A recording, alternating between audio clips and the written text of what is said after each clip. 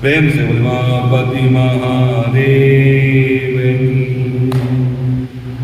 ओम नमः शिवाय, ओम नमः शिवाय। सब मंत्रों में आला है ओम नमः शिवाय।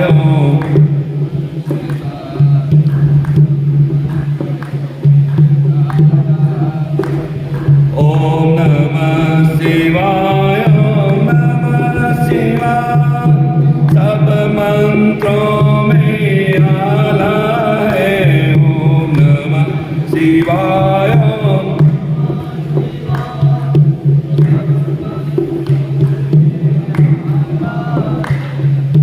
बाएं बैठी पार्वती जी, दाहिने डमरू वाला है।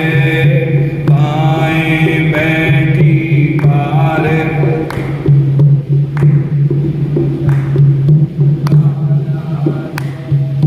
बाएं बैठी पार्वती जी, दाहिने डमरू वाला है। बाएं बैठी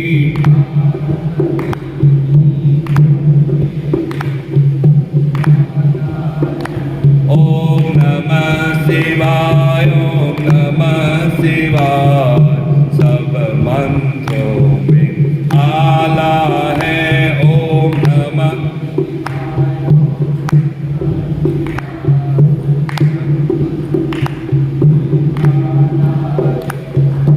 एक तरफ गणपति जी बैठे, दूजे हनुमत लाला है। एक तरफ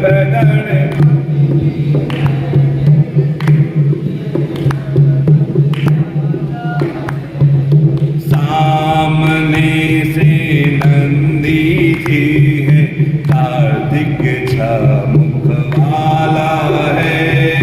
सामने से नंदी जी है, कार्तिक छमुख।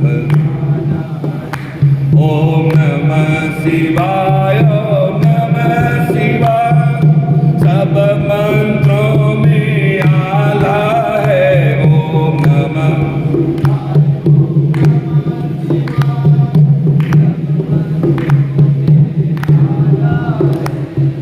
बाएं बैठी पार्वती जी, दाएं डमरू वाला है।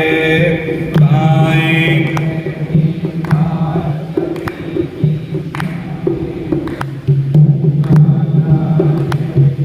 शीश गंगा अर्धंग विराजे, सोहे शिव है कैलासी। शीश गंगा अर्धंग सोहे शिव है। सब गण है नृत्य करत, सेवक है शिव की काशी। सब गण है नृत्य करत, सेवक है शिव की। माथे चंदा सोहत है, नाग गले में डाला है। माथे चंदा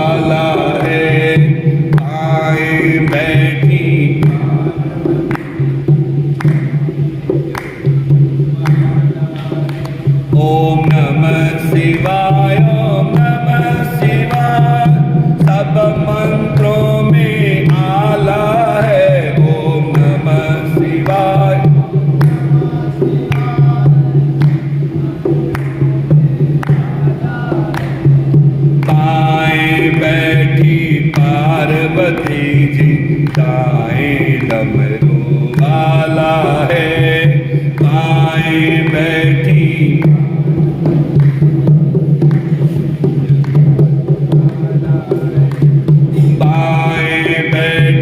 पार्वती जी दाएं डमरू वाला है, बाएं बैठी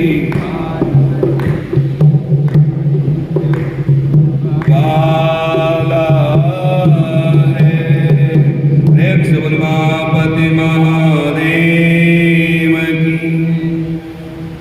त्वया प्रयत्नेन पुरा हि दत्तम् यदास्य पञ्चाननमीश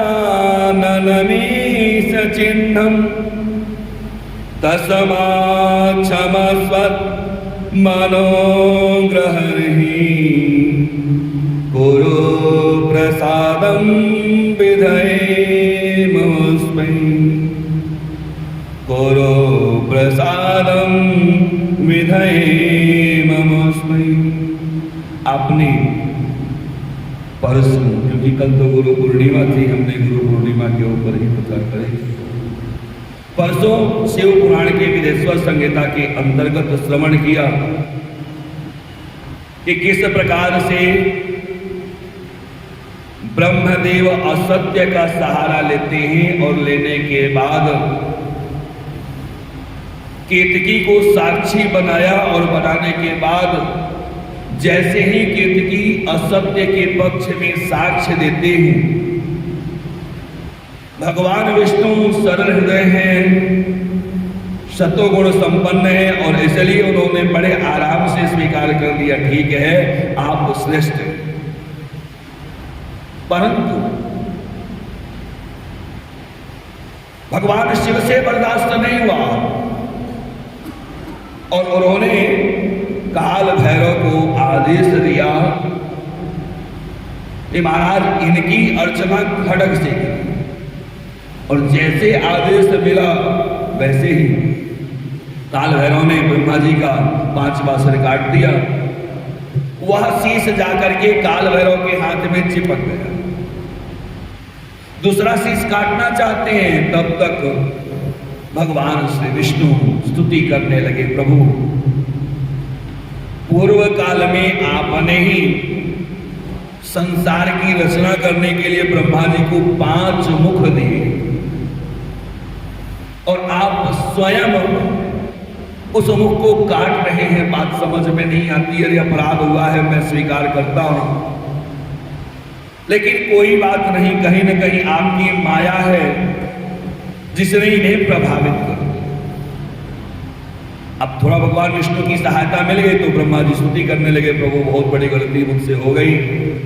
नमस्तोभ्यं भगवते बांधवे विश्वयोनये सहिष्णवे च दोषाणां संभवे शैलधन्वने। हे प्रभु, मैं बार बार आपको प्रणाम करता हूं, मुझसे अपराध हो गया। मैंने यह सोचा कि असत्य का साक्ष्य लेकर के अपनी प्रतिष्ठा प्राप्त की जा सकती है। वही नियम आज भी हमारे जीवन में है। बहुत बार जब हम एक दूसरे से मिलते हैं प्रायः और एक दूसरे को नहीं जान रहे होते हैं या कम जानते हैं, तो अपनी प्रशंसा करने के लिए अपने मुख से ही ढेर सारा अपना बखान करने लगे। अच्छा, थोथी प्रशंसा करने वाले का ध्यान से अगर आप चेहरा देखेंगे तो अपने आप पता चल जाता है कि वह कितना असत्य बोल रहे हैं। और असत्य बोल करके थोड़े देर के लिए भले आपका सिक्का जम जाए, लेकिन जब वह असत्य प्रकाशित हो जाता है, लोगों को पता चल जाता है ना, तो आपका जो रहा सहा मान प्रतिष्ठा है वह भी समाप्त हो जाता है। इसीलिए भगवान शिव ने श्राप दिया कि हे ब्रह्मदेव, आज के बाद संसार में कहीं भी आपका मंदिर नहीं होगा, किसी भी उत्सव में आपकी प्रतिष्ठा नहीं होगी। क्योंकि आपने असत्य का साथ लेकर के अपना पूजन करवाना चाहा। और हे विष्णु, आपने सत्य का साथ लिया है और सत्य का आश्रय लेकर के आपने ब्रह्मा जी की पूजा करनी चाहिए, इसलिए सारे संसार में आपका पूजन होगा। यज्ञ के जो अधिपति देवता होंगे वो आप होंगे।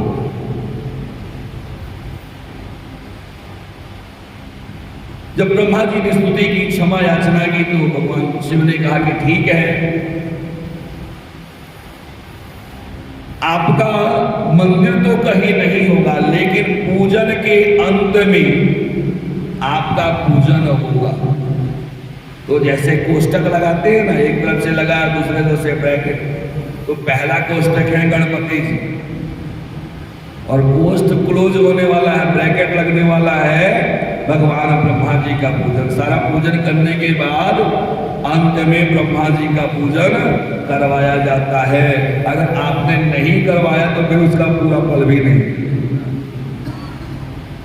ब्रह्मा जी का पूजन भी आपको अवश्य करना है, अंत में ही सही, लेकिन ब्रह्मा जी का पूजन करना है। ब्रह्मा जी का पूजन कर लिया, इसका मतलब यह है कि अब आपको और कोई पूजन करने की आवश्यकता नहीं। इस प्रकार से केतकी को श्राप दिया, रे रे केतक दुष्टस्त्वम सठ दूरी मितो ब्रज ममापि प्रेमते पुष्पम मम पूजा स्थितः दूरम। तुमने असत्य का साथ दिया है, इसलिए मेरे किसी भी पूजन में तुम्हारा स्थान नहीं हो। केतकी ने भी स्तुति की, क्षमा याचना की, महाराज बहुत बड़ी गलती हो गई, मुझे लगा असत्य का साथ दूंगा तो शायद मेरी प्रतिष्ठा बढ़ जाएगी, लेकिन यहां उल्टा हो गया, तो मैं अपने अपराध के लिए बार बार क्षमा याचना करूं। भगवान शिव बड़े भोले हैं, बड़े दयालु हैं, उन्होंने कहा कोई बात नहीं, चलो मेरी पूजा में तुम्हारा स्थान तो नहीं होगा, लेकिन जो मेरा मंडप सजाया जाएगा उस मंडप में तुम्हारा स्थान हो जाएगा। तुम्हारे पुष्प से मेरे मंडप का आच्छादन किया जा सकता है, श्रृंगार किया जा सकता है, लेकिन मैं अपने ऊपर तुम्हारी पूजा को स्वीकार नहीं। अब जो यह युद्ध हुआ, चारों तरफ रात्रि की स्थिति आ गई, उस रात्रि में विशाल का शिवलिंग प्रकट हुआ, तो उस दिन को ही रात्रि के नाम से जाना गया और उसे शिवरात्रि कहा गया। अब विशाल का शिवलिंग है, अब वह शिवलिंग जिसका ना आदि दिखाई पड़ रहा है ना अंत दिखाई पड़ रहा है, तो मध्य कहां से दिखाई पड़ेगा? ऋषि सारे जमा हो गए, देवता लोग जमा हो गए, कहा प्रभु हम चाहते हैं कि आप अपने मुख से बतावें कि हमारी मुक्ति का सबसे अच्छा उपाय क्या है। भगवान शिव ने कहा कि वास्तव में अगर आप अपनी मुक्ति चाहते हो तो इसी शिवलिंग का पूजन करो। लोगों ने कहा महाराज इतना विशाल का शिवलिंग है, जरा आदि पता है ना अंत पता है, इसका पूजन कैसे करेंगे? भगवान शिव ने कहा चिंता मत करो, मैं इसको सिमट देता हूँ, छोट कर देता हूँ। तो भगवान शिव ने अपनी कृपा से उस शिवलिंग को बेर के आकार का बना दिया। शिवलिंग का जो वास्तविक स्वरूप होता है वह बेर लिंग के आकार का होता है, छोटा सा, और आधार शक्ति के रूप में माता आदि शक्ति जगदम्बा उस शिवलिंग को धारण करती हैं। तो जब आप शिवलिंग का पूजन करते हैं तो आपने माता आदि शक्ति जगदम्बा का भी पूजन कर लिया और भगवान शिव का भी पूजन कर लिया, दोनों चीजें हो जाती हैं। भगवान शिव कहते हैं इस शिवलिंग की पूजा जो निर्गुण की उपासना करने वाले हैं, निराकार की उपासना करने वाले हैं, वह भी कर सकते हैं, और जो सगुण साकार की उपासना करने वाले हैं वो भी कर सकते हैं। ऋषियों ने कहा महाराज दोनों कैसे हो सकता है? तो भगवान शिव ने कहा, अगर निर्गुण वाले यह मानते हैं कि हम तो ऐसे ईश्वर की पूजा करते हैं जो गुण अवगुण से परे। निर्गुण मतलब क्या है? वास्तव में निर्गुण का अर्थ होता है उनके अंदर न गुण है न अवगुण है, वो दोनों से ऊपर है। तो अगर आप निर्गुण की उपासना करना चाहते हो तब भी आप शिवलिंग की उपासना कर सकते हो, क्योंकि संसार के सारे गुण और अवगुण उसी में जाकर के समा जाते हैं। दूसरी बात, अगर आप कहते हो कि मैं निराकार की उपासना करूं, मुझे ऐसे ईश्वर नहीं चाहिए जिनके हाथ हो, मुख हो, नाक हो, कान हो, तो भगवान शिव ने कहा ध्यान से देख के बताओ ऊपरी तौर से कहां इसमें तुमको हाथ, आंख, नाक, कान, मुंह दिखाई देता है? नहीं है। तो आप निर्गुण की उपासना करना चाहो, निराकार की उपासना करना चाहो, तब भी शिवलिंग की पूजा कर सकते हो। कुछ लोगों ने कहा नहीं महाराज, हमें तो ऐसे ईश्वर चाहिए जिनके मुख भी हो और एक नहीं 5 मुख हो। भगवान शिव ने कहा ध्यान से देखो, जब तुम ध्यान से देखोगे तो तुम्हें पता चलेगा कि वास्तव में इस शिवलिंग के 5 मुख हैं और इस 5 मुख से अलग अलग शब्दों की रचना। कहा उत्तर के मुख से अकार की रचना, पश्चिम के मुख से उकार की रचना, दक्षिण के मुख से मकार की रचना हुई, पूर्व के मुख से बिंदु की रचना और ऊर्ध्व मुख से, मध्य मुख आप कह सकते हैं, ऊर्ध्व मुख कह सकते हैं, उससे नाद की रचना। जो आप 7 स्वर जोड़ते हैं ना, सारे गामा पा धा नी, सा फिर आ गया वही वापस लौट के, तो ये जो 7 स्वर हैं, इसका जो अनहद नाद है, अपने कान को आप बंद करिए तो एक आवाज सुनाई देता है। कभी आपने सुनने का प्रयत्न किया है? क्या आवाज आती है? कभी कान बंद करिएगा, आवाज लगाएगा तो अंदर से आवाज आएगी।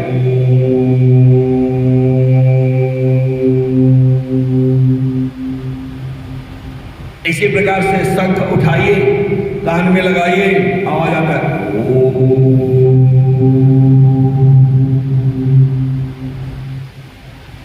वास्तव में यह एक शब्द, एक अक्षर में पूरा ब्रह्मांड समा है।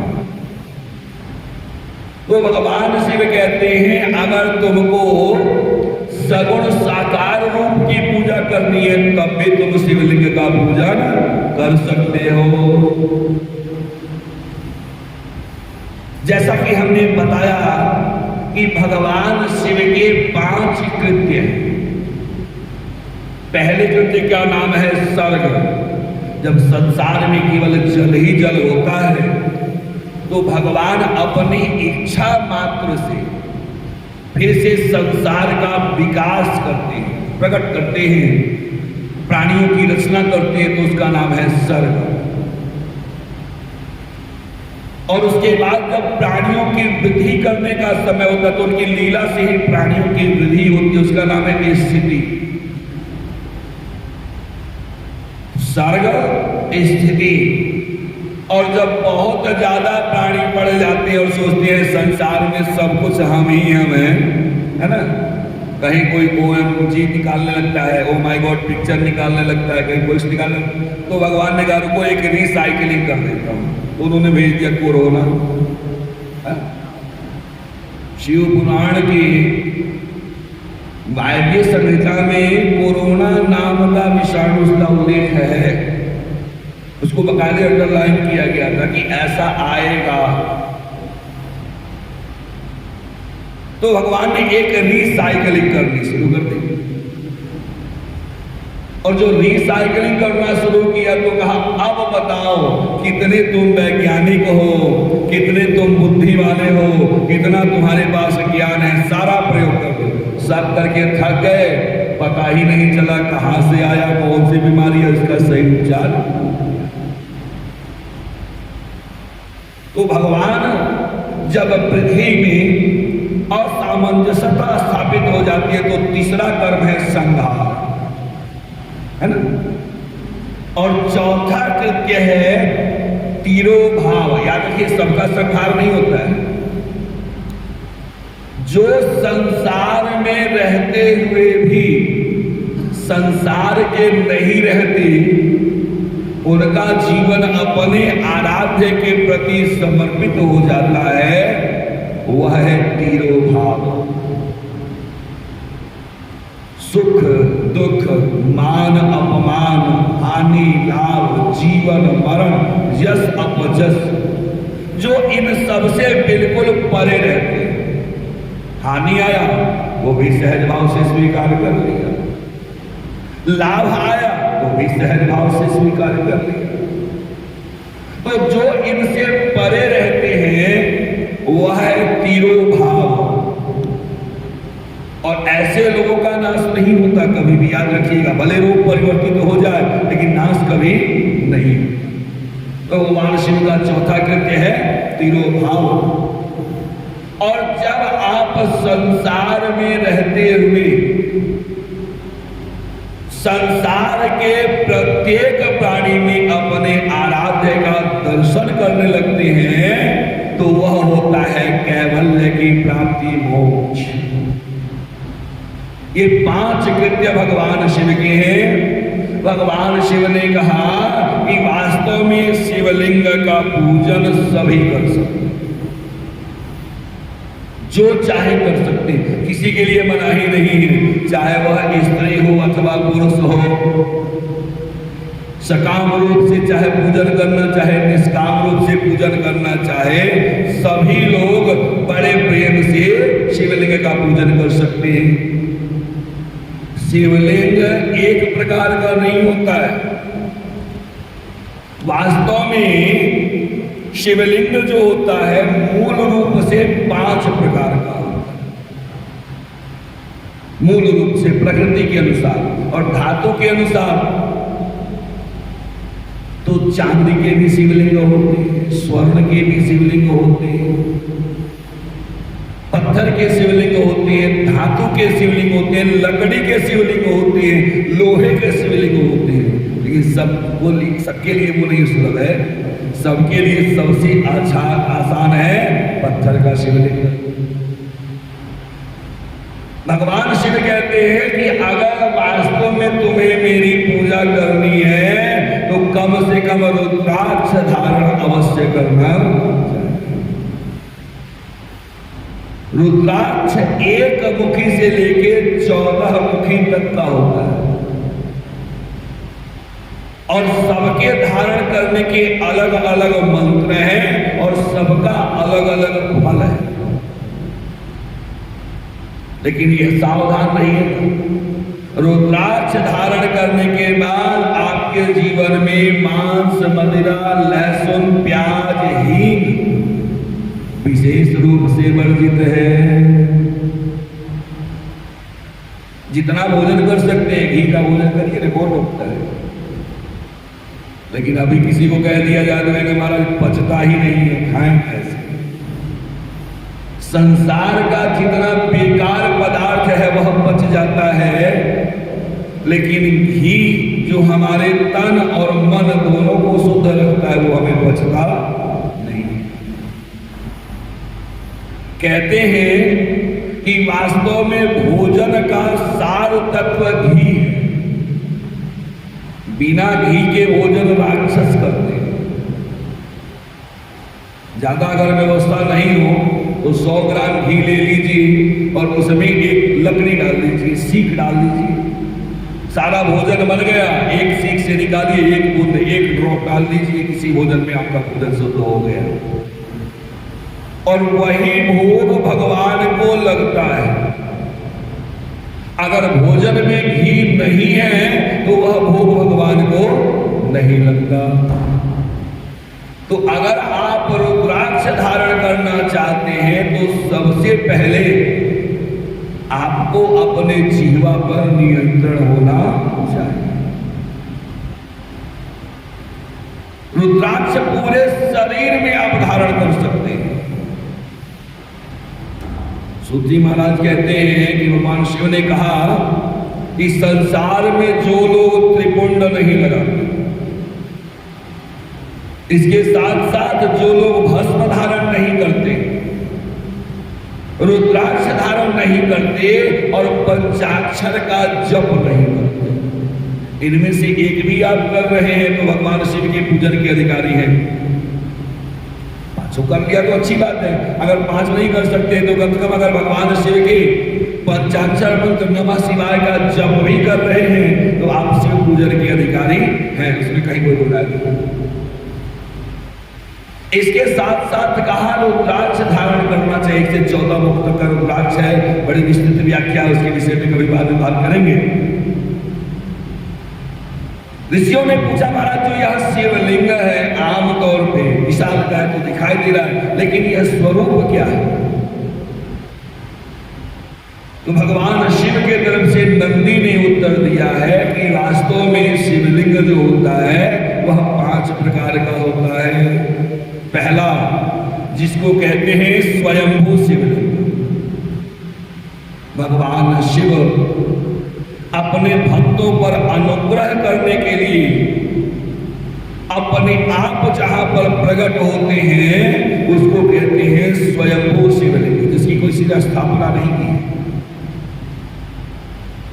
दूसरा शिवलिंग है जिसे कहते हैं बिंदु शिवलिंग।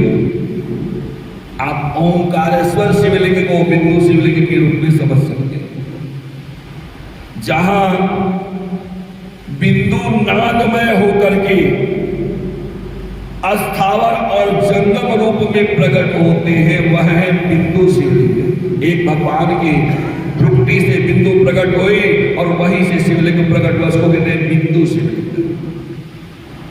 तीसरा शिवलिंग है जिसे कहते हैं प्रतिष्ठित शिवलिंग।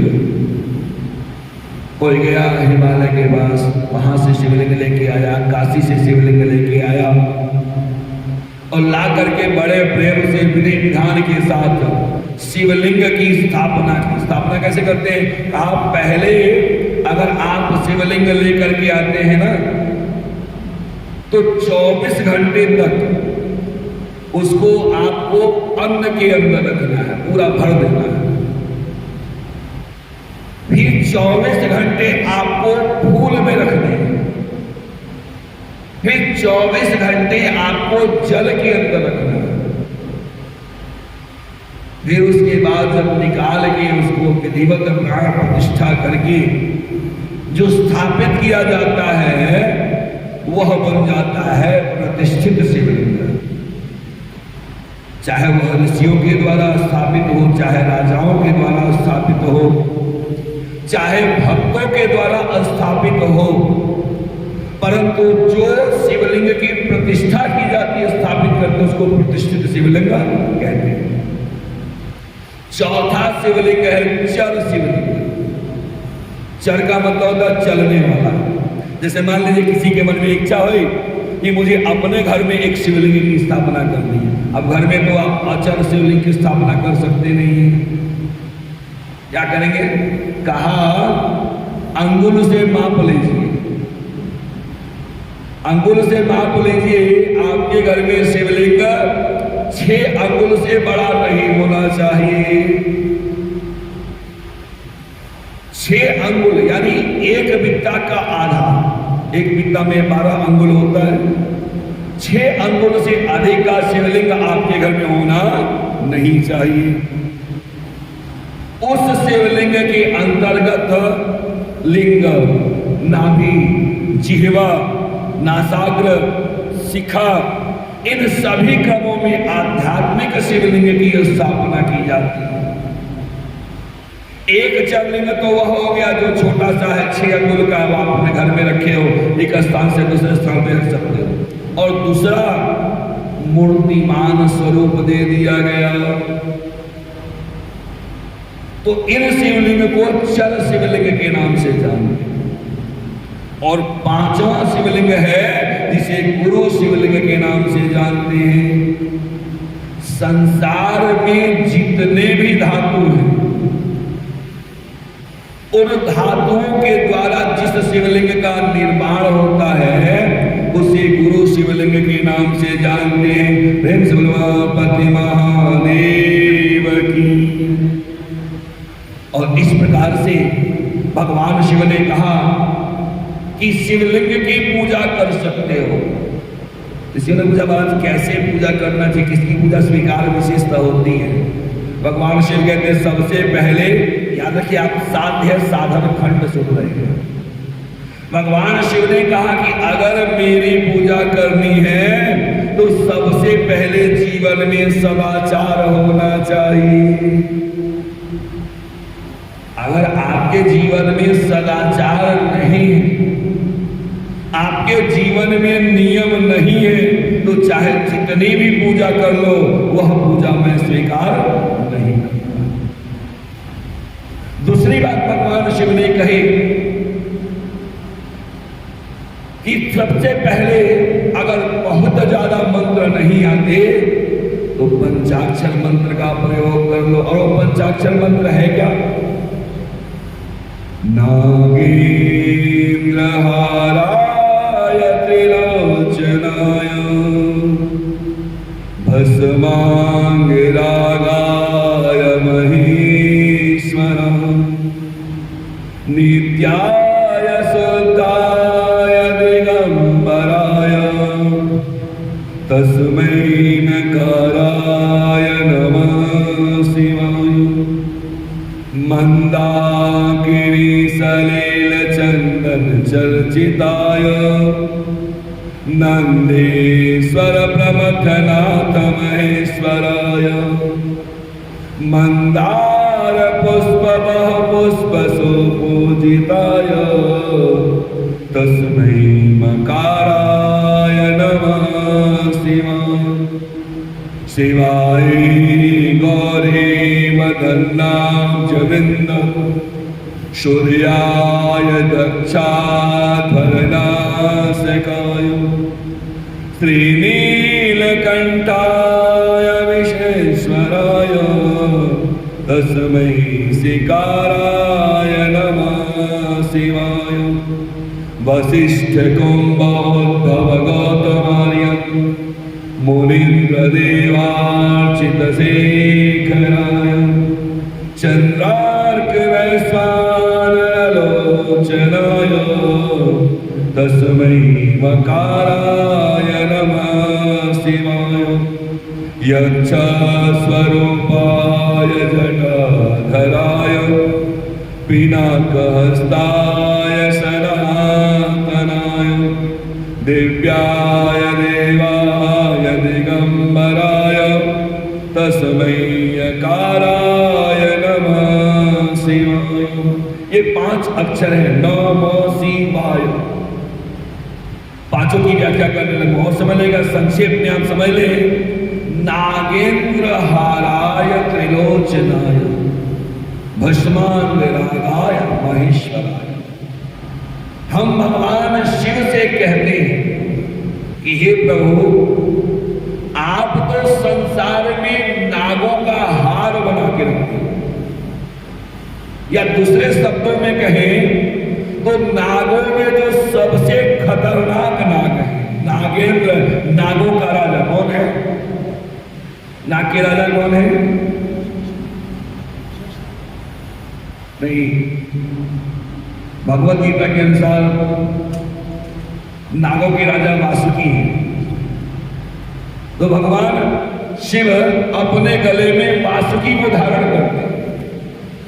तो हमने कहा महाराज आप ये गले में नागों के राजा को हार बना करके धारण करते, इसका मतलब क्या है? हमें समझ में नहीं आता, बता दीजिए। भगवान शिव ने कहा देखो ऐसा है, नाग वास्तव में असत प्रवृत्ति के जो व्यक्ति होते हैं उनका प्रतीक है। असदव्रती जो मतलब कहने का मतलब यह है जो आपके विपरीत इच्छा रखने वाले लोग, यानी दुर्जनों का प्रतीक है। सीधे सीधे समझ लीजिए, आप जब संसार में आते हो ना तो जरूरी नहीं है कि आपके इच्छा के अनुसार ही चलने वाले सारे लोग मिलेंगे, आपके इच्छा के विपरीत चलने वाले लोग भी मिलेंगे। तो अब आप समाज में जिएंगे कैसे? आप उनसे भाग नहीं सकते, उनसे बच नहीं सकते, उनसे मुख भी नहीं मोड़ सकते, तो क्या करेंगे? भगवान शिव कहते हैं जैसे मैंने नागों के राजा को गले में धारण किया है, परंतु उसके विष के प्रभाव से अपने आप को अलग रखा है, इसी प्रकार से संसार में आप रहो। चारों तरफ विषय है आपके, आप चाहते हुए विषय से अपने आप को दूर नहीं कर सकते।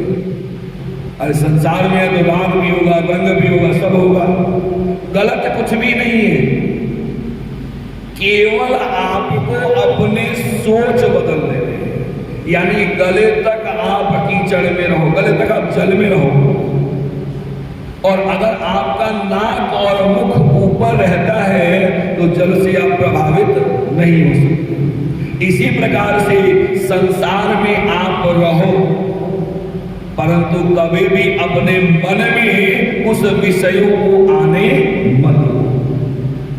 दुर्जन व्यक्ति जो आपके अगल बगल हैं, रहने दो, कोई बात नहीं, उनको गले तक रखो, परंतु कभी भी उनके विचार को अपने मन में आने मत देना।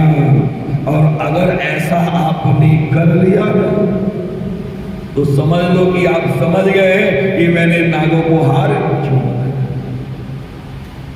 तो दुर्जन व्यक्ति को अपने गले से नीचे नहीं लेके जाना है। ये कौन कर पाएगा? जो त्रिलोचन हो।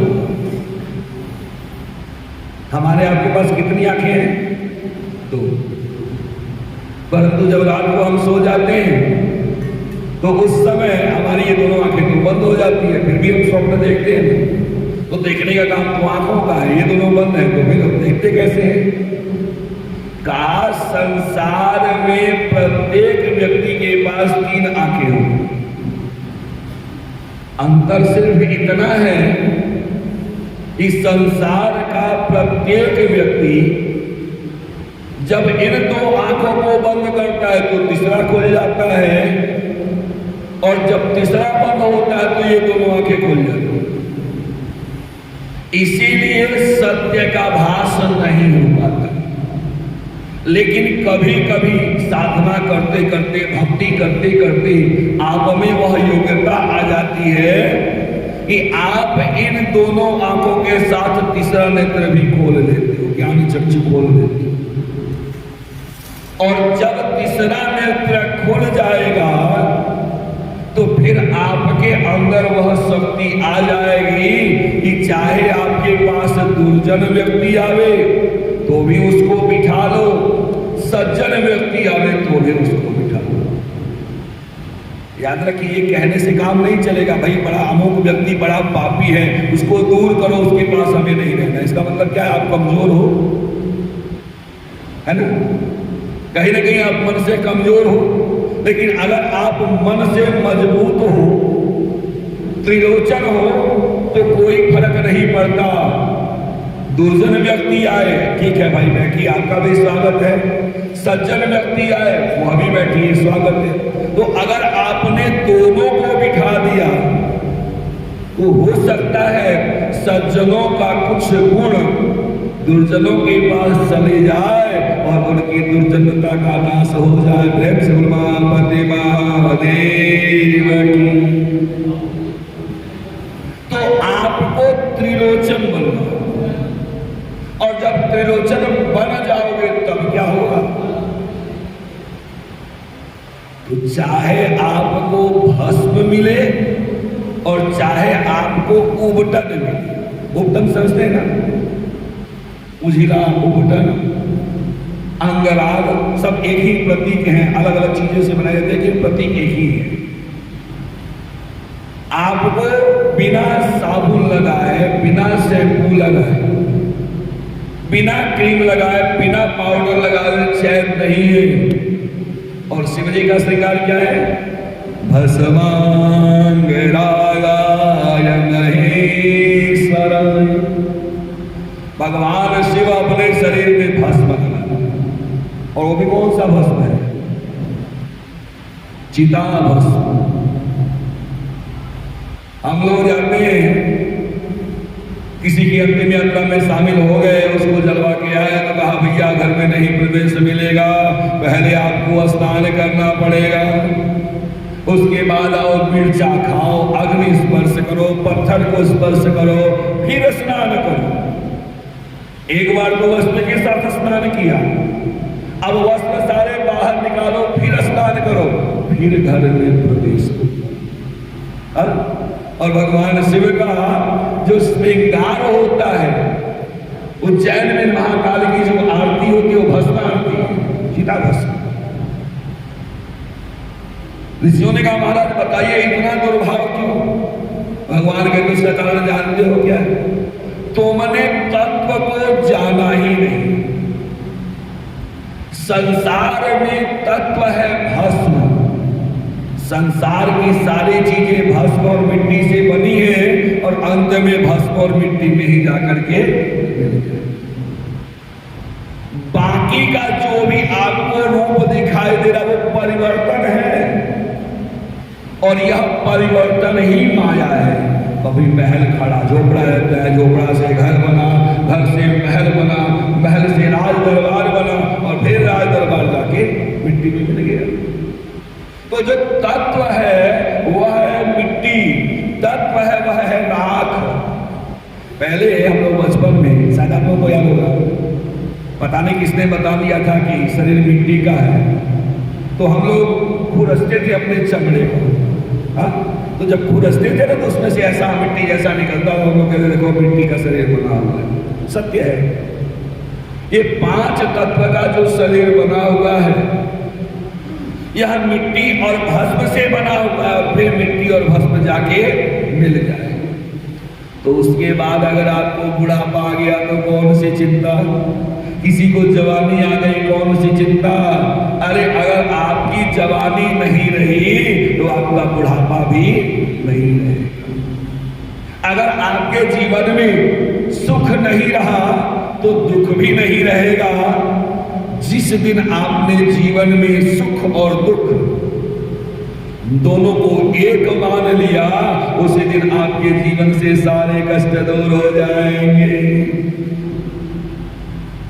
तो कहा नागेंद्र हार करो, त्रिलोचन बनो, और शरीर में भस्म लगा।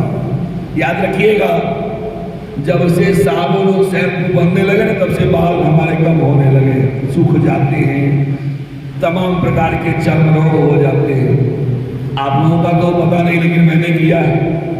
हम लोग बचपन में तभी साबुन बहुत कम हुआ करता था, तो मिट्टी लेते थे, और मिट्टी लेके बाल में लगा ली, कभी शरीर में लगा लिया। क्या मजाल, कभी कोई चर्म रोग हो जाए, कुछ नहीं। अब जब से साबुन शैम्पू ये वो लगाने लगे, तब से यहाँ खुजली हो जाती है, वहां खुजली होने लगता है, यहाँ कुछ हो गया, वहां कुछ हो गया। भगवान कहते हैं कि अगर सुख से रहना चाहते हो ना, तो मिट्टी और राख से प्रेम करना सीखो, क्योंकि जीवन का सार तत्व वही है। और अगर तुमने यह कर लिया ना, तो संसार में सबसे शुद्ध तुम बन जाओ। और एक दिन नहीं, नित्याय शुद्धाय दिगंबराय।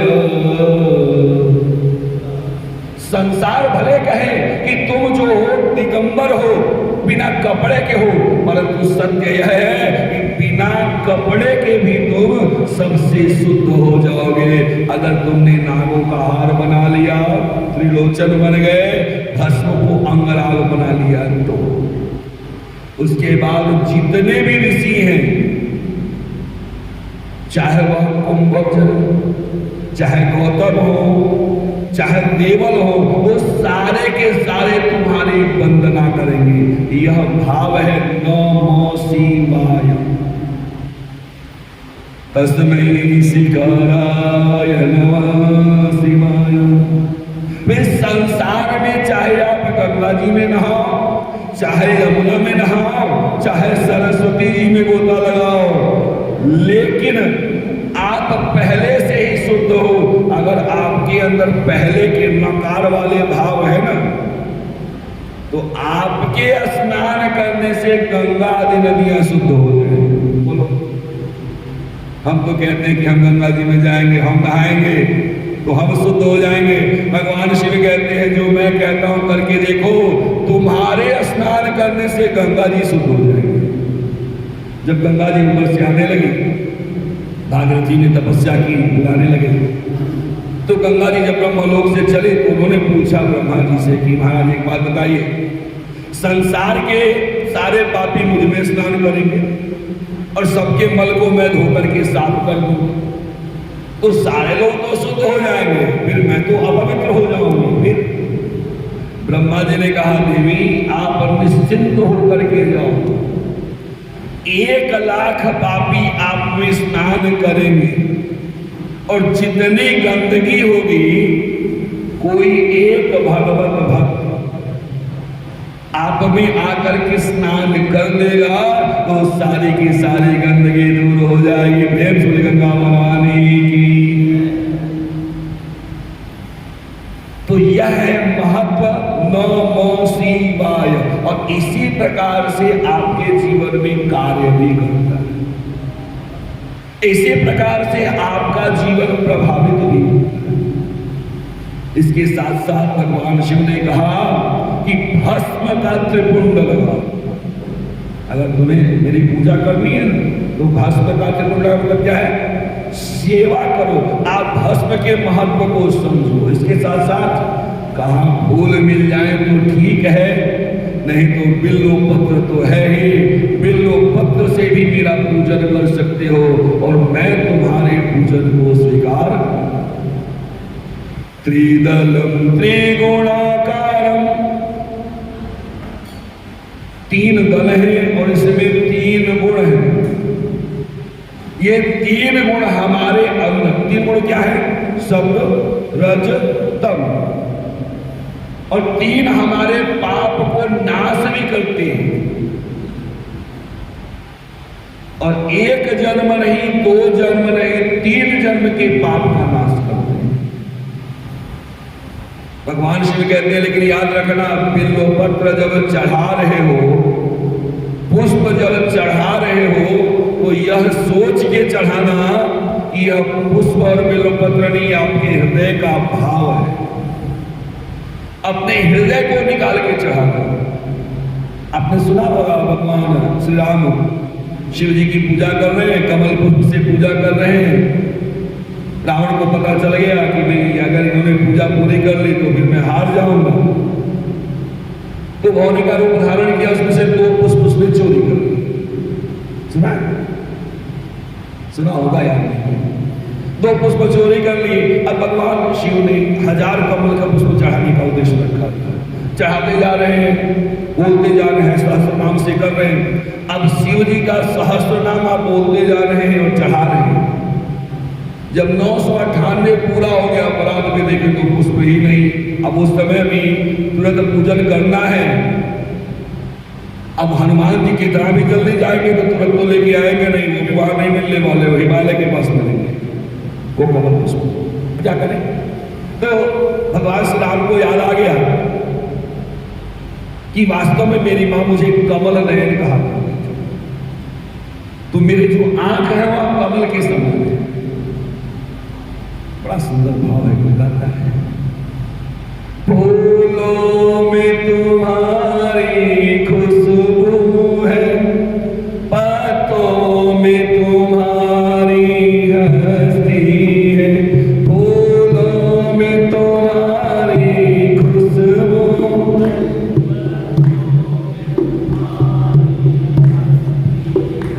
फूलों में तुम्हारी खुशबू, में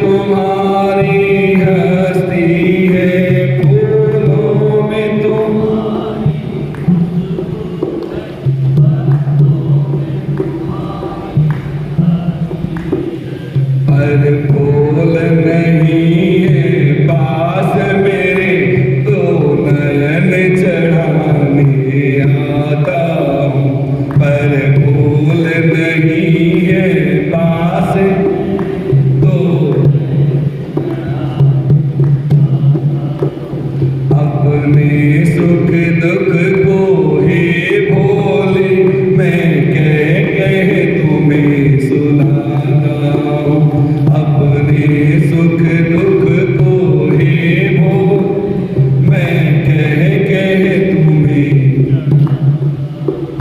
जब याद तुम्हारी आती है, मैं तेरे दर पर आता हूँ। जब याद तुम्हारी,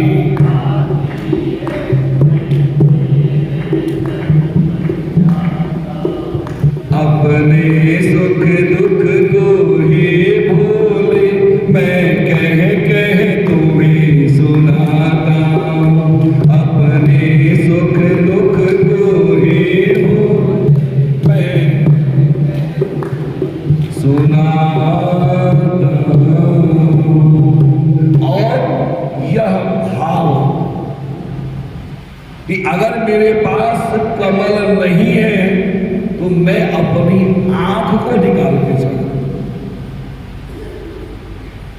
आप कहते हो भगवान मिलते नहीं, भगवान की भक्ति मिलती नहीं, ये पर भाव तो प्रकट करा। संयोग से ध्यान आ गया, मैं बता देता हूं। आज सुबह मैं पूजा करने के लिए गया, कोई भक्त आए थे, वो पूजन कर रहे थे, शिव पूजन कर रहे थे।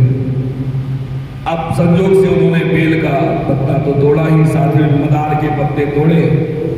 पता नहीं भगवान शिव की कौन सी प्रेरणा है, भगवान ही जाने। अब मदार पत्तों को चढ़ाया जाता है बाकायदे सजा के। उन्होंने मदार का पूरा डाल ही उखाड़ा, जैसे उखाड़ा वैसे ही चढ़ा रहे हैं।